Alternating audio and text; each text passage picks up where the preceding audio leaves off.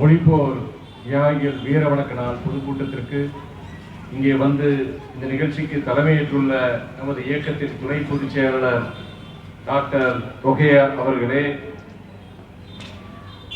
வரவேற்புரையாற்றிய நம்முடைய மாநகர் மாவட்ட செயலாளர் அண்ணன் வெள்ளமண்டி சோமு அவர்களே, நம்முடைய இயக்கத்தின் துணை பொதுச் செயலாளர் தலைவர் வைகோவின் நம்பிக்கைக்குரிய தளபதி அண்ணன் ஆடுதுறை முருகன் அவர்களே, இயக்கத்தின் மூத்த நிர்வாகி நம்முடைய சட்டமன்ற உறுப்பினர் அண்ணன் ஐயா வழக்கறிஞர் சின்னப்பா அவர்களே, மாவட்ட செயலாளர்கள் அன்பு சகோதரர் செல்வராகவன், தமிழ் மாணிக்கம், அண்ணன் எஸ்கே கலியமூர்த்தி, சகோதரர் டிடிசி சேரன், சகோதரர் ஜெயசீலன், சகோதரர் சிவா ஆசி சிவா, அண்ணன் ராமநாதன், சகோதரர் தமிழ்ச்செல்வன், சகோதரர் ஸ்டாலின் மற்றும் மாநில மாணவர் அணி செயலாளர் அன்பு தம்பி பால சசிகுமார், மாநில விவசாய அணி செயலாளர் அன்பு சகோதரர் வாரணவாசி ராஜேந்திரன், அன்பு மாமா ரோவர் கே வரதராஜன், நன்றியுரையாற்றிய நம்முடைய பீமநகர் பகுதி செயலாளர் அன்பு சகோதரர் எஸ்பி செல்லதுரை, வட்ட செயலாளர் சங்கர் மற்றும் மாநில மாவட்ட பகுதி ஒன்றிய நகர வட்டக்கழக நிர்வாகிகள் மற்றும் எளிய முறையில் பாமர மக்களுக்கும் கருத்துக்களை அந்த பரிமாற்றம் செய்த நம்முடைய மக்கள் கலை இலக்கிய கழக மாநில செயலாளர் அன்பு சகோதரர் பாலகர் கோவன் மற்றும் குழுவினர், தமிழுக்கும் தமிழ்நாட்டிற்கும் தமிழ்நாட்டின் வாழ்வாதாரங்களை காக்க கிட்டத்தட்ட 61 வருடங்கள் பொது வாழ்க்கையில் ஈடுபட்டுள்ள நம்முடைய இயக்க தந்தை தலைவர் வைகோ மக்கள் பிரச்சனைகளுக்காக, வாழ்வாதார பிரச்சனைகளுக்காக தன் வாழ்நாளில் கிட்டத்தட்ட 5.5 வருடங்கள் சிறை. இப்படிப்பட்ட ஒரு நல்ல மனிதர், ஒரு நல்ல தலைவர், உங்களுக்கு நாங்கள் வாழ்நாளெல்லாம் உறுதுணையாக இருப்போம், எங்களுக்கு பட்டம் வேண்டாம், பதவி வேண்டாம், அனைத்து தியாகங்களுக்கும் நாங்கள் சித்தமாக இருக்கின்றோம் என்ற உறுதிமொழியை எடுத்து கிட்டத்தட்ட 31 ஆண்டுகளாக இந்த இயக்கம் மறுமலர்ச்சி திராவிட முன்னேற்ற கழகத்தின் தூண்களாக விளங்கும் தலைவர் வைகோவின் வரிப்புலிகளான மறுமலர்ச்சி திராவிட முன்னேற்ற கழக தொண்டர்களே, உங்கள் அனைவருக்கும் என் இனிய மாலை வணக்கத்தினை தெரிவித்துக் கொள்கிறேன். உலகில் எந்த பகுதியிலும் திணிப்பு, அடக்குமுறை, ஒடுக்குமுறை எங்கே அது அமல்படுத்தப்பட்டதோ அங்கே எதிர்ப்பும் கிளர்ச்சியும் போராட்டமும் தொடங்கும் என்பது நிதர்சனம். அதே வழியில் நமது தமிழ்நாட்டில் தாய்மொழி தமிழை அழித்துவிட்டு ஆதிக்க மொழி ஹிந்தியை திணிக்க முயற்சித்த அத்தனை காலகட்டங்களிலும் நம்முடைய தமிழ் செல்வங்கள் தீக்குளித்து, நஞ்சுண்டு, மரணித்து, சிறைக்கு சென்று சித்திரவதைகளை அனுபவித்து பல பேர் மாண்டனர். அந்த தமிழ் மொழி, தாய்மொழிக்கு நிகரான அந்த தமிழ் மொழியை காக்க அந்த உயிர் தியாகங்களை, அந்த தியாகங்களை செய்த நம்முடைய மொழிப்போர் தியாகிகளை நினைவு கூறும் வகையில் ஒவ்வொரு ஆண்டும் இதே நாள் ஜனவரி 25ஆம் நாள் மொழிப்போர் தியாகிகளின் வீர வணக்க நாள் என அனுசரிக்கப்பட்டு அவர்களுக்கு நாம் வீர வணக்கம் செலுத்துகின்றோம். இந்தி எதிர்ப்பு அப்படின்னு நம்ம சொல்றோம். இந்தி எதிர்ப்பு கிடையாது, இந்தி ஆதிக்கத்தை தான் நாம் எதிர்க்கின்றோம். நல்லா புரிஞ்சுக்கோங்க. நம்ம சில சமயங்கள்ல நம்ம இந்தி எதிர்ப்புன்னு சொல்றோம். இந்தி எதிர்ப்பு கிடையாது. எந்த மொழியும் எதிர்த்தவங்க நம்மளுடைய திராவிட இயக்க தலைவர்கள் கிடையாது. இந்தி ஆதிக்கத்தை தான் எதிர்த்திருக்கிறோம். ஏன்னா இந்த ஒன்றிய அரசு, இப்போ இருக்கிற ஒன்றிய அரசு, இதுக்கு முன்னாடி இந்த ஒன்றிய அரசு வரும், அவங்க ஹிந்திய திணிக்க பார்த்தாங்க. ஹிந்தி கண்டிப்பா நீங்க படிச்சே ஆகணும், ஹிந்தி படிச்சாதான் உங்களுக்கு அரசு வேலை கிடைக்கும், ஹிந்தி பள்ளி கல்வித்துறையிலையும் ஹிந்தி கண்டிப்பா இருக்கணும் அப்படின்னு அவங்க கட்டாயப்படுத்துறதுனாலதான் இந்த போராட்டங்கள். ஏன்னா நீங்க ஏன் சொல்றேன்னா 1918ஆம் ஆண்டு, எப்போ 1918ஆம் ஆண்டு அப்பவே சென்னையில் இருக்கிற டி நகர்ல ஹிந்தி பிரச்சார சபையை யார் துவங்கினா? அண்ணல் மகாத்மா காந்தியடிகள் தொடங்கினாங்க. அப்ப நம்ம எதிர்க்கலையே. 1964ஆம் ஆண்டு அந்த இந்தி பிரச்சார சபையை இந்தியாவுடைய மிகச்சிறந்த நிறுவனங்கள் சொல்லி ஒன்றிய அரசு அறிவிக்கிறது. அதுக்கு நம்ம எதிர்ப்பு தெரிவிக்கலையே. அந்த ஹிந்தி பிரச்சார சபையில பல பேர் போய் ஹிந்தி கத்துக்கிட்டாங்க, அதை நம்ம எதிர்க்கலையே. ஹிந்தியை நாங்க எதிர்க்கல, தயவு செய்து புரிஞ்சுக்கோங்க. ஏன்னா இன்னைக்கு சில மேதாவிகள் ஒரு கருத்து வைக்கிறாங்க. என்ன கருத்து? திராவிட இயக்கங்கள் இந்த ஹிந்தி எதிர்ப்பை அரசியல் வாக்கு வங்கிக்காண்டி பயன்படுத்துறாங்க. சரி, வாக்கு வங்கி அரசியல ஈடுபடாத திராவிடர் கழகம், தந்தை பெரியார் அவங்க என்ன பண்ணாங்க? யோசிச்சு பாருங்க. நீங்க ஹிந்தி ஆதிக்கத்தை தான் நாங்க எதிர்த்தோம், ஹிந்தி மொழியை எதிர்க்கல நாங்க. ஆனா நீங்க மொழியை நீங்க பிற மொழியில அழிக்க நினைக்கிறீங்க. நான் ஒரு சமீபத்தில் நடந்த சம்பவம், நான் நாடாளுமன்ற உறுப்பினர் ஆன பிற ஒரு சம்பவத்தை நான் சொல்றேன். நம்முடைய பள்ளிக்கல்வித்துறை அமைச்சர், என் அருமை சகோதரர், என்னுடைய ஆர்வி நண்பர் அன்பில் மகேஷ் பொய்யாமொழி அவர்கள் டெல்லிக்கு வரார். டெல்லிக்கு யாரை பார்க்க வராரு? டெல்லியுடைய ஒன்றிய கல்வி அமைச்சர் தர்மேந்திர பிரதான் அவரை பார்க்க வரார், நாடாளுமன்றத்துக்கு வரார். அப்ப எனக்கு தகவல் வருது, நம்மளுடைய தமிழ்நாட்டை சார்ந்த நாடாளுமன்ற உறுப்பினர்கள் எல்லாருமே சேர்த்து நம்ம போய் பார்க்கணும்னு சொல்லும் போது நானும் நம்முடைய அமைச்சரோட போறேன். நான் அப்போ அமைச்சரோட அறையில உள்ள போனதுக்கு அப்புறம் அவர் நம்மளுக்கு உபசரிக்கிறாரு, டீ காபி கொடுக்கிறாங்க, எல்லாம் சாப்பிட செய்யறோம். அப்போ நம்முடைய தமிழ்நாட்டை சார்ந்த கல்வித்துறை அதிகாரிகள் அவங்க சொல்றாங்க ரொம்ப ஒரு பவ்யமா, சார் நம்மளுடைய சமகர சிக்ஷா அபியான் அந்த ஒன்றிய அரசு திட்டத்தின்படி இந்த வருஷம் எங்களுக்கு 2000 கோடி கிட்டத்தட்ட வரல சார், ரொம்ப சிரமப்படுறோம் சார். அதே நேரத்தில் அந்த ஒன்றிய அரசு திட்டத்தின்படி நம்ம எல்லாத்தையும் நாங்கள் நிறைவேற்றிட்டோம். உங்க ஒன்றிய அரசு சொல்லியிருக்காங்க சமகர சிக்ஷா அபியான் படி தமிழ்நாட்டு முதலிடம் ஒன்றி நம்ம நாட்டிலேயே தமிழ்நாட்டை சிறப்பா அதை செயல்படுத்தி இருக்கிற தமிழ்நாட்டுடைய பள்ளிக்கல்வித்துறை சிறப்பா செயல்படுத்தி இருக்குன்னு சொல்லி உங்க அரசாங்கமே சொல்லியிருக்கு சார். ஏன் சார் அந்த நிதியை நீங்க கொடுக்க மாட்டேங்கிறீங்க? ரொம்ப பவ்யமா சொல்றாங்க. அப்புறம் அமைச்சர் சகோதரர் அன்பில் மகேஷ் பொய்யாமொழி அவர் சொல்றார், sir minister kindly minister please take note sir அப்படின்னு சொல்லிட்டு அவரும் அதை எக்ஸ்பிளைன் பண்றார், ஆங்கிலத்துல சொல்றார்.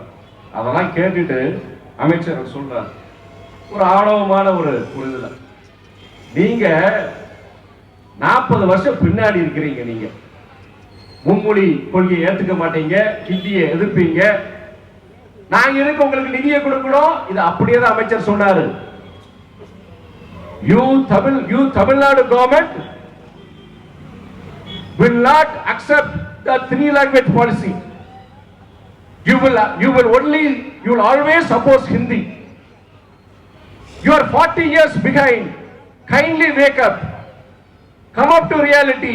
I am a Oriya man. நான் ஒரிசாக்காரன், நானும் ஒரியா பாஷை பேசுறவன். எங்க மாநிலத்தையும் நாங்க ஏத்துக்கிட்டோம், ஏன் இப்படி இருக்கீங்கன்னு சொல்லிட்டு நீங்க என்னைக்கு இந்த மும்மொழி கொள்கையை ஏத்துக்கிறீங்களோ அன்னைக்குதான் உங்களுக்கு நிதி கொடுக்க முடியும்னு சொல்லிட்டு சொல்றார். அப்ப அமைச்சர் மகேஷ் பொய்யாமொழி சொல்றாரு, சார் மும்மொழி கொள்கைக்கும் இந்த திட்டத்துக்கு என்ன சம்பந்தம்? சமகர சிக்ஷா அபியான் திட்டம் பள்ளி கல்வித்துறையுடைய திட்டம், அந்த திட்டத்தின்படி எல்லா இதையும் நிறைவேற்றிருக்குமே, ஏன் நீங்க தலைக்கும் காலுக்கு முடிச்சு போடுறீங்க? இங்க நிதி இல்லாம தமிழ்நாட்டில் இருக்கிற அரசு பள்ளிகளுக்கு ஆசிரியருக்கு சம்பளம் கொடுக்க முடியல, அடிப்படை வசதிகளை செஞ்சு கொடுக்க முடியல, நிறைய பள்ளிக்கூடங்களுக்கு அந்த அடிப்படை வசதினா நீங்க பாத்ரூம் வசதி எல்லாம் பல இது இன்னைக்கு நம்ம அரசாங்கம் செய்ய நினைக்க முடியல. அதனால தயவு செய்து நீங்க இந்த இது நீங்க பார்க்காதீங்க அப்படின்னு சொல்றாரு. அவர் ஒரே திட்டவட்டமா சொல்றார், நீங்க மும்மொழி இதை ஏத்துக்கிட்டாதான் நாங்க நிதியை கொடுப்போம்னு சொல்றோம். அப்ப நான் குறுக்கிட்டு சொல்றேன், ஏன்னா அமைச்சரை பேசுறாங்க, நம்ம ஊடுருவ கூடாது அப்படின்னு சொல்லிட்டு நான் சொல்றேன். Mister minister, we are from Tamil Nadu. The core ideology of Dravidian politics is the two language formula. We will never accept the three language formula. It is because that we stuck to the two language policy. Our Tamil students, our Tamil youngsters, they dominate every sphere in this world. Today you go to America, you go to Europe, you take the IT sector, you take the medical sector, our Tamil youngsters, they dominated. It is because of the two language policy we have prospered. Tamil Nadu has prospered, sir. And we will never accept. Orissa might accept, but Tamil Nadu will never accept it, sir. நாங்க திராவிட கட்சி இயக்கங்களுடைய முக்கிய கொள்கை இருமொழி கொள்கை. அந்த இருமொழி கொள்கையை ஏத்துக்கிட்டதனால தான் இன்னைக்கு தமிழ்நாடு முன்னேறி இருக்கு. இன்னைக்கு எங்களுடைய மாணவர்கள் உலகத்தில் இருக்கிற அனைத்து துறைகள், ஐரோப்பா போங்க, அமெரிக்கா போங்க, அனைத்து துறைகளுடைய தமிழ் மாணவர்கள் முதன்மையான ஒரு இடத்துல இருக்கிறாங்க. நீங்க நம்முடைய ISRO, Indian space research organisation, இந்திய விண்வெளி ஆராய்ச்சகம், அந்த விண்வெளி ஆராய்ச்சகத்துல இதுவரைக்கும் இருந்த தலைமை விஞ்ஞானிகள் 9 பேர் தமிழ்நாட்டை சார்ந்தவங்க. அந்த 9 பேர்ல 6 பேர் அரசு பள்ளியில படிச்சவங்க. அவங்க எல்லாம் ஹிந்தி படிச்சாங்களா? நான் கேட்கிறேன். சுந்தர் பிச்சை ஹிந்தி படிச்சாரா? இல்ல நீங்க அமெரிக்காவில் இருக்கிற தலை சிறந்த மருத்துவர்கள், தமிழ்நாட்டை சார்ந்த மருத்துவர்கள், அவங்க ஹிந்தி படிச்சாங்களா? நாங்க அதனால என்னைக்கும் நீங்க ஒரே உங்களுடைய மாநிலம் ஹிந்தியை ஏத்துக்கலாம், நாங்க என்னைக்கு ஹிந்தி ஏத்துக்க முடியாது நான் சொன்னேன். மறுபடியும் இன்னொரு சொன்னேன் நான். அப்ப நீங்க சொல்றீங்க 3வது மொழியை கத்துக்கிறது என்ன தப்பு, மாணவர்களுக்கு நல்லதான நீங்க சொல்றீங்க. அந்த வாதத்துக்கே நானும் வரேன். நான் 3வது மொழி கத்துக்கிறது நல்லதுன்னு நானும் சொல்றேன். நீங்க இன்னைக்கு make in India go global சொல்றீங்க. இந்தியா இன்னைக்கு 5வது வல்லரசு நாடா இருக்கு, பொருளாதார வல்லரசு நாடா இருக்கு. நீங்க அந்த அடுத்த சில வருடங்கள்ல இந்தியாவை 3வது பொருளாதார வல்லரசா மாத்தணும்னு சொல்றீங்க. அப்போ வெளிநாடுகள் போற நம்மளுடைய இளைஞர்களுக்கு வெளிநாட்டு மொழி கத்துக்கிறது நல்லது தானே? நம்ம மாணவர்கள் இன்னைக்கு உங்களுக்கு தெரியும் எத்தனை பேர், லட்சக்கணக்கான தமிழக மாணவர்கள், இந்தியர்கள், லட்சக்கணக்கான இந்தியர்கள் இன்னைக்கு அமெரிக்காவிலும் யூரோப்லயும் இருக்கிறாங்க. சைனாவோட தொழில் பண்ணிட்டு இருக்கிறோம். நம்முடைய மாணவர்கள் இளைஞர்கள் வெளிநாடுக்கு போகும்போது ஒரு ஜப்பானிய மொழியோ, ஒரு சைனாவை சார்ந்த மாண்டரின் மொழியோ, ஒரு ஜெர்மன் மொழியோ, பிரெஞ்சு மொழியோ கத்துக்கிறது என்ன தவறு? இப்ப அந்த 10 வருஷத்துல என்ன பண்ணிருக்கீங்க? நீங்க படிப்படியா அந்த வெளிநாட்டு மொழியில கத்துக்க முடியாத ஒரு சூழ்நிலையை நீங்க உருவாக்கி இருக்கிறீங்க. நீங்க ஆசிரியர்கள் கிடையாது. புதிய கல்விக் கொள்கை, நேஷனல் எஜுகேஷன் பாலிசி நீங்க சொல்றீங்களே, அமல்படுத்தணும்னு ஏத்துக்கணும் நீங்க சொல்றீங்களே, அந்த புதிய கல்விக் கொள்கைப்படி என்ன சொல்றாங்கன்னா 2வது மொழியே 3வது மொழியே ஒரு இந்திய மொழியா தான் இருக்கணும்னு சொல்றாங்க. நல்ல கவனிங்க.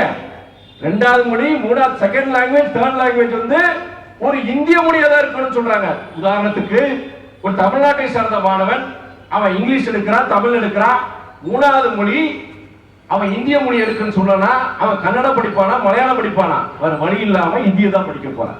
அததான் மறைமுக திணிப்புன்னு சொல்றோம். ஹிந்தி நீங்க வைங்க, நீங்க ஹிந்தியை கத்து கொடுங்க. அது மாணவர்கள் முடிவெடுக்கட்டும். மாணவர்களுடைய பெரியோர், அவங்க பெற்றோர்கள் முடிவெடுக்கட்டும். நீ யார் முடிவெடுக்கிறதுக்கு? ஒன்றிய அரசு நீ யார் முடிவெடுக்கிறதுக்கு? நான் கேட்கிறேன். நான் இதைத்தான் நான் மறைமுக திணிப்புன்னு சொல்றேன். நான் நேரடி திணிப்போ மறைமுக திணிப்போ தமிழ்நாட்டில் கடைசி தமிழன் இருக்கிற வரைக்கும் இங்க ஹிந்திய எதுப்போ நான் சொல்றேன். நான் அமைச்சர்கிட்ட நான் அதுக்கப்புறம் நான் யோசிச்சேன். நான் இவ்வளவு காரசாரமா பேசிக்க போய் அதுக்கப்புறம் நாடாளுமன்றத்திலே அப்பப்ப காரசாரமா பேசுறமே, என்னுடைய திருச்சி மக்களுக்கு நான் அதான் கோரிக்கை எடுத்து போனா செய்வாங்களாங்கிற ஒரு பயம் இருக்கு.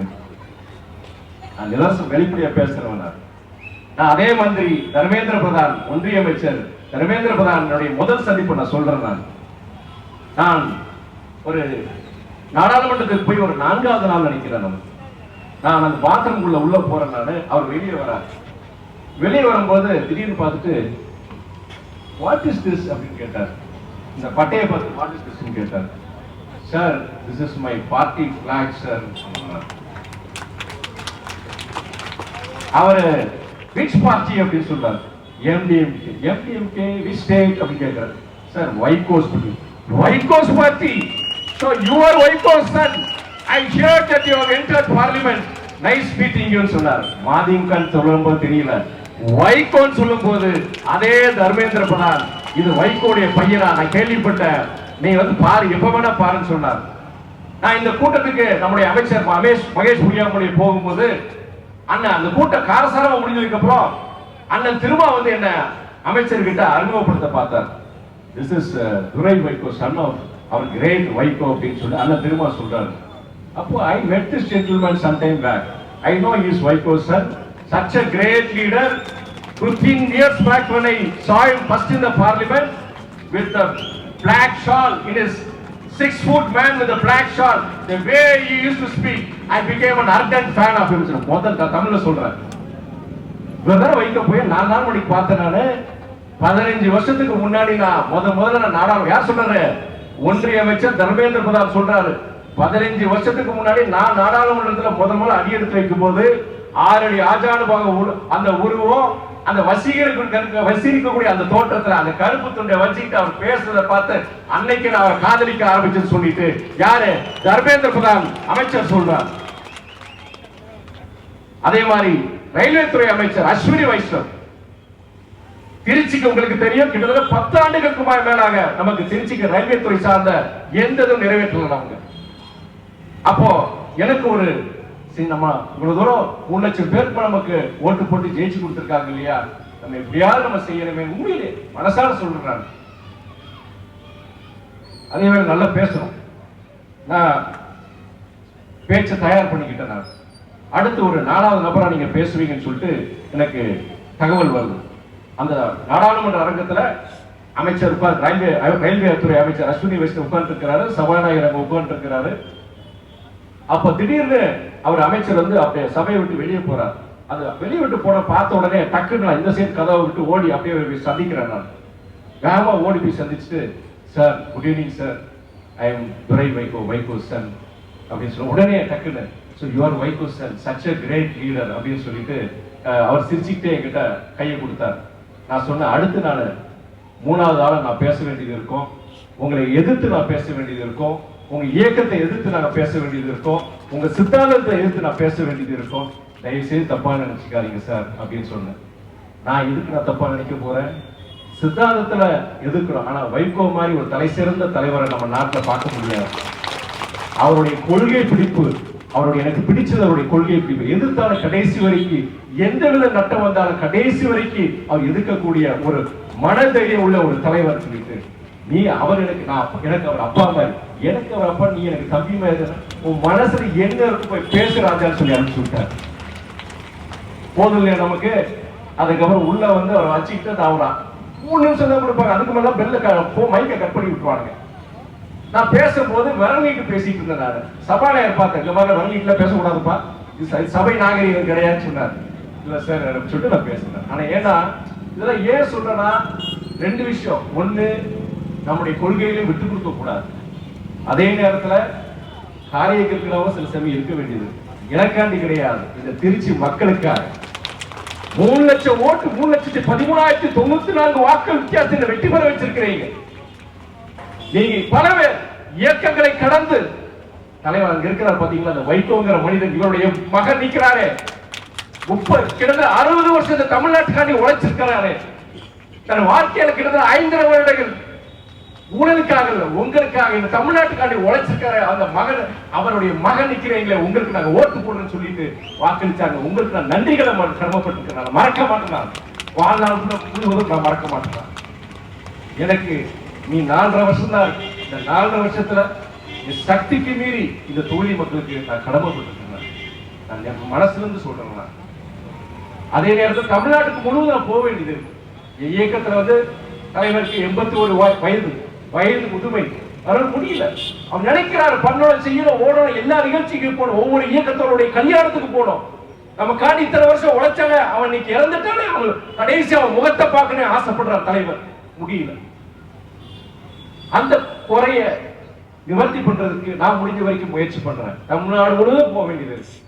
சமீபத்தில் நம்முடைய விருதுநகர் மாவட்டத்தில் சுகேந்திரன் சொல்ல அருமையான தோழர், கட்சி தோழர், இயக்க தோழர், அருமையான தோழர். அவருக்கு ஒரு பையன் ஒரு பொண்ணு. அவர் பொண்ணு சமீபத்தில் திருமணமாகி விவாகம், அது ஒரு 2 வருஷம் தான். பையன் அழகான பையன், வயசு 25, இப்பதான் வெளிநாட்டுல வேலை பார்த்து அவருக்கு இறுதிய கோளாறுன்னு சொல்லிட்டு அவரை வந்து வேண்டாண்டா வெளிநாடு, எனக்கு பிரச்சனைடா, மகளுக்கு இந்த மாதிரி ஆகி போச்சுடா, வாடா நீ நம்ம மெட்ராஸ்லயே எங்கேயா வேலைக்கு பாருன்னு சொல்லிட்டு மெட்ராஸ்க்கு வேலைக்கு சேர்ந்தான். இப்போ ஒரு 10 நாளைக்கு முன்னாடி மெட்ராஸ் இருந்து அவன் அந்த தம்பி ஒரு 6 பைக்லயே ஊருக்கு போலான்னு சொல்லிட்டு பைக்ல வந்திருக்கிறான். நாங்க வர்ற வழியில அங்க உளுந்தூர்பேட்டை பக்கத்துல விபத்துல இறந்துட்டான் அந்த பையன். எனக்கு அன்னைக்கு திருச்சியில் இன்னைக்கு ஒரு அரசு நிகழ்ச்சி நான் போயிருக்கேன், முடியல. நேற்று அந்த வீட்டுக்கு கோயில்பட்டியில அந்த வீட்டுக்கு போயிருந்தேன் நானு. அப்படி நடந்த சம்பவத்தை அப்படியே சொல்றேன் நான். அந்த தோழர் தலைவர் பையன் வீட்டுக்கு வந்திருக்காரு, சந்தோஷம். ஆனா பெத்த மகன் இறந்துட்டான். அந்த வீட்டுல அவர் மனைவி, மகன் பார்க்கறதுக்கு அவ்வளவு சங்கடமா இருந்தது. ஆனா அந்த துக்கத்திலையும் அவங்களுக்கு ஒரு சின்ன ஒரு சந்தோஷம், தலைவர் மகன் இன்னைக்கு வந்திருக்கிறார். இந்த உறவு தான் ஓட வைக்குது. நாசமான இந்த அரசியல் இயக்குறது என்ன? நீங்க தான் இயக்குறீங்க. தலைவரை திருவச்சு இயக்குறது நீங்க தான். என்ன இயக்குறது, இயக்க போறது நீங்க தான். மறுமலர்ச்சி திராவிட முன்னேற்ற கழக தொண்டர்கள் நீங்க இயக்க போறீங்க. இந்த மொழி போர் நம்முடைய எந்த நோக்கத்துக்காக இந்த நிகழ்ச்சியை நடத்தணும் நான் சொல்லி முடிச்சிருந்தேன். இந்த வரலாறு நிறைய பேர் நம்ம எதுக்காண்டி மொழிக்காண்டி இறந்திருக்கிறாங்க. அந்த உண்மையான இது நிகழ்ச்சி எதுக்காண்டி இவங்கெல்லாம் இறந்தாங்க, எதுக்காண்டி இவங்க தியாகம் பண்ணாங்கன்னு இன்னைக்கு தலைமுறைக்கு தெரியணும். தெரியுமா? யாருக்கும் தெரியாது. ஏதோ அரசியல் ரீதிக்காண்டி மேடை போட்டு பேசிட்டு இருக்காங்க நினைக்கிறாங்க. நீங்க முதல்ல மொழிப்போர் யாரு? தந்தை பெரியார் போன்றவங்க தான் 1920 ஆரம்பிச்சிட்டாங்க. 1920 ஆரம்பிச்சிட்டாங்க. 1938 அன்னைக்கு சென்னை மாகாணத்துடைய முதலமைச்சர் ராஜகோபாலாச்சாரி, காங்கிரஸ் இயக்கத்தை சார்ந்த ராஜகோபாலாச்சாரி, அவரு தொடக்க தமிழ்நாட்டில் இருக்கிற தமிழ்நாடுகளே அன்னைக்கு சென்னை மாகாணம் எல்லா தொடக்க பள்ளிகளிலும் ஹிந்தி கட்டாயமா இருக்கணும், கட்டாய பாடம் சொல்லி அறிவிக்கிறார். அதுப்பதான் பிரச்சனை வருது, போராட்டம் வெடிக்குது. அன்னைக்கு பெரியார் அன்னைக்கு போராட்டம் பண்றாங்க. பெரியார் திராவிடத்தில் பல தமிழ் அமைப்புகள் அன்னைக்கு போராட்டம் பண்றாங்க. பல பேர் சிறைக்கு போறாங்க. அப்ப நம்முடைய துணை பொதுச்செயலாளர் டாக்டர் ஒய்யா சொன்ன மாதிரி 2 பேர் நடராஜனும் தாளமுத்தும் சிறையிலேயே சித்திரவதைப்பட்டு வெளியே வந்திருக்கலாம். மன்னிப்பு கடிதம் கொடுத்த வெளியே வந்திருக்கலாம். நாங்களுடைய தாய்மொழி தமிழுக்காண்டி நாங்க வந்திருக்கோம், நீங்க செத்தாலும் இந்த சிறையில நாங்க சாவன்னு சொல்லிட்டு அப்படியே சிறையில் இறந்தவங்க தான் முதல் மொழிப்போர் தியாகிகள். பாத்தீங்கன்னா நடராஜனும் தாளமுத்தும் தான். அதுக்கப்புறம் 1948 மறுபடியும் அவங்க அறிவிக்கிறாங்க ஹிந்தி கட்டாய மொழின்னு சொல்லி. மறுபடியும் போராட்டம் வெடிக்குது. 2 வருஷம் கழிச்சு 1950 அது வாபஸ் வாங்குறாங்க. அதுக்கப்புறம் 1955 கர்ங்கிற ஒரு அதிகாரியுடைய தலைமையில ஒரு குழு அமைக்கிறாங்க. அந்த குழு அமைச்சு அவங்க என்ன சொல்றாங்கன்னா ஆட்சி மொழி எந்த மொழியா இருக்கணும்னு சொல்லிட்டு ஒரு பரிசீலனை பண்ணி சொல்றாங்க. அந்த குழு என்ன சொல்லுதுன்னா, நாட்டின் எதிர்காலத்திற்காகவும் நம்முடைய நாட்டின் ஒருமைப்பாட்டிற்காகவும் ஹிந்தி தான் ஆட்சி மொழியா இருக்கணும், ஒரே மொழி ஹிந்தி மொழி ஆட்சி மொழியா இருக்கணும், கட்டாய மொழியா இருக்கணும்னு சொல்லிட்டு ஒரு அறிக்கை விடுறாங்க. அப்போ தமிழ்நாடு முழுவதும் போராட்டம். இங்கே திருச்சியில தான் அப்போ 1956 என்னன்னா இதே திருச்சியில நம்ம திருச்சி ரயில் நிலையத்துல நம்முடைய டாக்டர் கலைஞருடைய தலைமையில திமுக போராட்டம் நடத்துற ஒரு பக்கம் திராவிடர் கழக தலைவர் நம்முடைய தந்தை பெரியார் போராட்டம் நடத்துறாரு. அப்ப அந்த பிரச்சனை அப்படியே தொடர்ந்துட்டு வருது. போராட்டம் நடந்துட்டே தான் இருக்கு. அவங்க ஒன்றியரசு அவங்க பசிகள் அவங்க இங்கதான் இருக்குன்னு சொல்றாங்க. அதுக்கப்புறம் என்ன பண்றாங்கன்னா 1963 நாடாளுமன்றத்தில் அன்றைய உள்துறை அமைச்சர் லால் பகதூர் சாஸ்திரி என்ன சொல்றாரா, இந்த ஆட்சி மொழி இந்தி மொழிதான் சொல்லிட்டு ஒரு சட்டத்தை கொண்டு வராங்க. அப்பதான் அந்த பில்லை இன்ட்ரோடியூஸ் பண்றாங்க. அப்ப கேட்ட உடனே தமிழ்நாடு முழுவதும் கொந்தளிப்பு, போராட்டம், பிரச்சனை ரொம்ப வீரியமா போராட்டம்.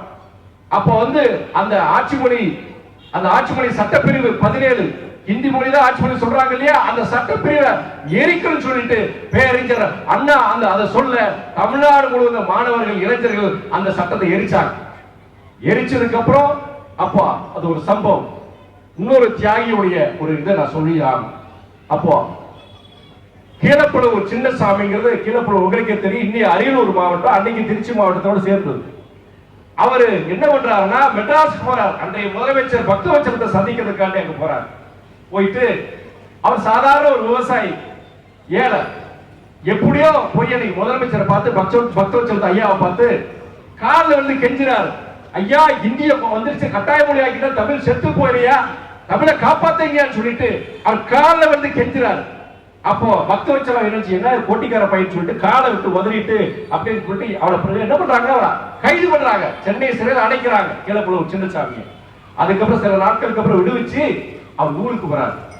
தமிழ்நாடு வந்து போராட்டம் நடந்துட்டு இருக்கு. அவர் என்ன நினைக்கிறாரு, சின்னசாமி நம்மளால என்ன செய்ய முடியும், நம்ம ஒத்தால் அவர் ஏழை என்ன செய்ய முடியும், விழிப்புணர்ச்சி வரணும், தங்க மக்களுக்கு விழிப்புணர்ச்சி வரணும், கிராமங்கள் தோறும் இதை எதிர்க்கணும், இந்த உணர்வு வரணுமே சொல்லிட்டு அவர் ஒரு நாள் இரவு, அவருக்கு வயசு கம்மி தான், 23 24 வயசு கூட இருந்திருக்கும். அவருடைய ஒரே மகன் திராவிடர் செல்வி 5 வயசு பிள்ளாது இளம் மனைவி நைட்ல ஒரு 12 மணி இரவு 12 1 மணி இருக்கும். அவன் கடைசி அவங்கள பார்த்துட்டு அது வீட்டை விட்டு வெளியே வந்து இங்க திருச்சி ரயில் நிலையத்துக்கு வராரு. திருச்சிக்கு ரயில் நிலையத்துக்கு வந்து என்ன பண்றாரு, பெட்ரோலை வாங்குறாரு. பெட்ரோலை வாங்கி 3 வேஷ்டியில பெட்ரோலை நினைச்சு கட்டிக்கிறாரு. அதுக்கப்புறம் தான் பெட்ரோல் ஊத்துறாரு. ஏன்னா பெட்ரோல் மாத்திரம் ஊத்துறா நம்ம காப்பாத்திடுவாங்க, சாகணும், நம்மளுடைய மரணம் பொறுத்தவரைக்கு இந்த ஹிந்தி எதிர்ப்புக்கு ஒரு உத்வேகத்தை கொடுக்கணும்னு சொல்லிட்டு அதெல்லாம் வேஷ்டியை கட்டிட்டு நெருப்பேத்துறாரு. காப்பாத்த பாக்குறாங்க. தமிழ் வாழ்க தமிழ் வாழ்க தமிழ் வாழ்கன்னு சொல்லிட்டு அப்படியே அவரு எரிஞ்சு சாம்பலாயிட்டார். அந்த இடத்துல இறந்துறார். மொழிக்காக தீக்குளித்த, உலகத்திலே தீக்குளித்த முதல் நபர் நம்முடைய கீழப்புலூர் சின்னசாமி, நம்முடைய இங்க பக்கத்துல அரியலூர் மாவட்டத்தில் சார்ந்தவர் தான். அதுக்கப்புறம் அது கீழப்புலூர் சின்னசாமியுடைய இந்த மரணம், தீக்குளிப்பு தமிழ்நாடு முழுவதும் அதிர்வலை. இந்த மாதிரி ஒருத்தர் தீக்குளிச்சுட்டாரன்னு சொல்லிட்டு ஒரு பெரிய ஒரு அதிர்வலை உருவாக்குது. அதுக்கப்புறம் நம்ம கீரனூர் முத்து, சத்தியமங்கலம் முத்து, நம்முடைய கோடம்பாக்கம் சிவலிங்கம், அரங்கநாதன், இது மாதிரி கிட்டத்தட்ட ஒரு 5-6 பேர் தீக்குளிக்கிறாங்க. அடுத்தடுத்து தீக்குளிக்கிறாங்க. அதுக்கப்புறம் நம்முடைய விராலிமலம் சண்முகம், அந்த அவர் என்ன பண்றாருன்னா விஷம் குடிச்சு தமிழ் மொழிக்காக நான் மரணிக்கிறேன்னு சொல்லி விஷம் குடிச்சு சார் கோயம்புத்தூர்ல தண்டவாணி, பீளமேடு தண்டவாணி, அவரும் சரி நம்மளும் மரணிக்குன்னு சொல்லிட்டு அவரு அந்த பகுதியில் ஒரு விழிப்புணர்ச்சி சொல்லிட்டு அவரு விஷம் குடிச்சார. தீக்குளிச்சு விஷம் குடிச்சு செத்து தமிழ் மொழிக்காண்டி உயிர் விட்டாங்க. இதெல்லாம் யோசிப்பாரு. அதுக்கப்புறம் வந்து இது வந்து நடந்தது 1900 கீழப்புலூர் சின்னசாமி மரணித்தது வந்து ஜனவரி 25 1964ஆம் ஆண்டு. அந்த தியாகிகளுக்காண்டி நம்ம அந்த கூட்டம் நடத்தினாலுமே, வீர வணக்கம் வந்தாலுமே முக்கிய காரணம் நம்முடைய கீழப்புலூர் சின்னசாமி மரணித்த நாள். இந்த நாள் 25ஆம் நாள். அது 65ல அதுக்கப்புறம் தொடர்ந்து கிட்டத்தட்ட 4 முறை இந்த மொழி போர் நடக்குது. 4 வித மொழி. இன்னைக்கு வரைக்கும் அதுக்கு தீர்வு வந்துருச்சா? கிடையாது. இன்னைக்கும் நம்முடைய இந்திய அரசியலமைப்பு சட்டப்படி அந்த சட்டப்பிரிவு 17 என்று சொல்றதுன்னா ஆட்சி மொழி, அலுவல் மொழி இந்தி தான் இருக்கணும்னு சொல்லிட்டு சொல்லுது. நேரு சொன்னார், வாக்குறுதி வாயால சொன்னாரு, நாடாளுமன்றத்தில் சொன்னார். இந்தி பேசாத மாநிலங்களும் அவங்க விரும்புற வரைக்கும் அவங்க ஆங்கிலத்திலேயோ அவங்க அலுவல் மொழியா வச்சுக்கலாம் அப்படின்னு சொன்னாரு. ஆனா எந்த சட்டத்திலையும் இல்ல. இதுக்காண்டி நம்ம போராடிட்டு இருக்கோம். நமக்காண்டி போராடுற தமிழ் மொழிக்காண்டி. தமிழ் மொழி மட்டும் கிடையாது, அது அடையாளம். நீங்க யோசிச்சு பாருங்க. இன்னைக்கு அவங்க நினைச்ச மாதிரி நீங்க பீகார்லயோ யூபிலயோ நீங்க வட இந்தியால மாதிரி அந்த சட்டங்கள் கொண்டு வந்து மும்மொழி சட்டத்தை கொண்டு வந்திருந்தானா நம்ம மாணவர்களுக்கு இவ்வளவு ஆங்கில புலமை கிடைச்சிருக்குமா? இந்த இங்கிலீஷ் ஃப்ளூயன்சி சொல்றமே நம்ம பிள்ளைகள், நம்ம ஆட்டோக்கார ஏர்போர்ட்டுக்கு போய் ஒரு வெளிநாட்டுக்கார வந்தாலுமே அவன் ஆங்கிலத்தில் பேசும்போது yes sir we can do it சொல்ற ஆங்கிலத்தில் சொல்றாங்க நம்முடைய ஆட்டோக்கார. ஆனா நீங்க அங்க இருந்து பஞ்சம் படைக்கிறதுக்காண்டி நீங்க யூபியில இருந்து பிஆர் காண்டி தமிழ்நாட்டுக்கு வந்துட்டு இருக்கிறாங்க. இந்த சமுதாய முன்னேற்றம், சமூக நீதி மாத்திரம் கிடையாது, இந்த இருமொழி கொள்கை இருக்க போய்தான் இன்னைக்கு தமிழ்நாடு உயர்ந்திருக்கு. அதுக்கு முக்கிய காரணம் திராவிட இயக்கங்கள் தான். திராவிட இயக்கம் எல்லாமே திமுக அதிமுக மதிமுக எல்லாம் தான் நமக்குள்ள சண்டை போட்டுக்கிறோம். ஆனா நீங்க யோசிச்சு பார்க்கணும். இன்னைக்கு காலையில தமிழ்நாடு முழுவதும் திமுக அதிமுக மதிமுக திக அத்தனை திராவிட இயக்கங்களும் இன்னைக்கு இந்த வீரவணக்க நாள் கண்டி அத்தனை பேர் பல்லாயிரக்கணக்கில் இன்னைக்கு போய் அஞ்சலி செலுத்திருக்காங்க. பாஜக ஒன்றிய அமைச்சர்களே தலைவர்களே இன்னொன்னு மாத்திரம் சொன்ன ஆரம்பத்திலே சொன்ன கருத்து, எங்களுக்குள்ள பங்காளி சண்டை வரும். ஆனா மொழி சம்பந்தமா சரி எங்களை உரிமைகளை நீங்க இது பண்ணீங்களா, நாங்க அண்ணன் தம்பிங்களா, நாங்க ஒன்று சேருவோம். இன்னைக்கு சொல்றேன் நான். இந்த நீங்க மக்கள் கிட்ட என்ன ஒரு தவறான ஒரு கருத்து இருக்குன்னா, மறுபடியும் அந்த இது சொல்றேன் நான், ஹிந்தியை ஏன் எதுக்குறாங்க? ஹிந்தியை நாங்க எதுக்கு ஹிந்தி திருப்பி எதுக்குறோம்? எல்லாம் மும்மொழியா, மூணாவது மொழி எந்த மொழியா கத்துக்கலாம் அப்படிங்கிற மாதிரி ஒரு சட்டத்தை கொண்டு வா, அப்படிங்கிற மாதிரி கொண்டு வா. நீ அப்படி கொண்டு வரலையே, நீ மறைமுகமா இந்திய திணிக்கிற, சமஸ்கிருதம் திணிக்கிற நீ, அதுக்கு அதை தான் நாங்க எதிர்க்கிறோம். இன்னைக்கு ஒரு எனக்கு ஒரு மன நிறைவான ஒரு நாள். இன்னைக்கு நான் நாடாளுமன்ற உறுப்பினர் தேர்ந்தெடுக்கப்பட்ட பிறகு என்னுடைய முதல் நிகழ்வு தாய்மொழி தமிழை ஒரு காக்கும் ஒரு நிகழ்ச்சியாக இன்னைக்கு அமைந்திருக்கு. என்னோட திருச்சி தொகுதியில நம்முடைய பொருளாளர் செந்திலதிபன் அவர்கள் என்ன சொன்னாங்கன்னா, நீங்க கொங்கமண்டலத்துக்குள்ள போகல, நீங்க தயவு செய்து நீங்க அங்க போகலன்னு சொன்ன போது, அடிக்கடி நீங்க திருச்சியே சுத்திட்டு இருக்கீங்க சொல்லும் போது, ஆமா அப்படிதான் அடிக்கடி திருச்சியிலே சுத்திட்டு இருப்பேன். ஏன்னா திருச்சியோட நாடாளுமன்ற உறுப்பினர் அது அப்படிதான் இருக்கும். அப்பப்ப நான் மற்ற மாவட்டங்களுக்கு நான் போவேன்னு சொல்றேன். தமிழ்நாடு கூட போறேன், ஆனா நான் நிறைய இருக்க வேண்டியது இங்க தான். மக்கள் நம்பி இது பண்ணிருக்காங்கன்னு சொன்னேன். நான் அதனால முடிவுரைக்கு வந்துடுறேன். நீங்க தோழர்கள் அனைவருக்கும் இந்த நிகழ்விற்கு பல்வேறு இடங்களில் வந்திருக்கிறீங்க. உங்களுக்கு தலைவர் வைகோவின் சார்பாக, மறுமலர்ச்சி திராவிட முன்னேற்ற கழகத்தின் சார்பாக என்னுடைய நன்றியை தெரிவித்துக் கொள்கிறேன். நம்முடைய வீரவணக்கரால் தியாகிகளுடைய இந்த கூட்டத்தின் வழியாக நம்முடைய தமிழ் மொழிக்காகவும் இந்த இருமொழி கொள்கையை அதை நடைமுறைப்படுத்தவும் நாம் சபதம் எடுப்போம் என்ற இந்நாள் நாம் சூழலைப்போம் என்று கூறி விடைபெறுகிறேன். நன்றி, வணக்கம்.